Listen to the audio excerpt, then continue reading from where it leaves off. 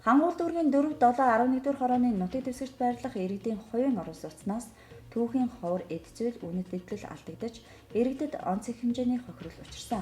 Энэ хэргийг Хангул дүүрэг дэх цагдаагийн 2 дугаар хилцс Улаанбаатар хотын цагдаагийн газрын гэмтэрхтэй тэмцэх албаны албаагч шуурхай илрүүлэн ажиллаж мөрдөн байцаалтын үйл ажиллагааг явуулж байна.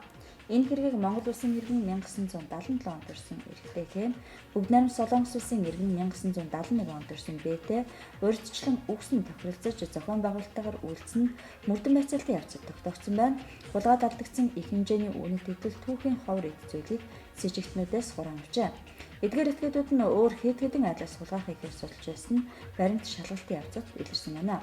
Иймээс иргэд таахан өөрийн болон өмч хөрөнгийн аюулгүй байдлыг хангах үүднээс орон сууцны сууц өмчлөгчдийн холбоод хариуцсан нутаг дэвсгэрийн оршин суугчдын аюулгүй байдлыг хангах гэмт хэрэг зөрчдөөс өрсөн сэргийлэх чиглэлээр тодорхой арга хэмжээ авч ажиллахыг цагдаагийн байгууллагаас сэрэмжлүүлж байна.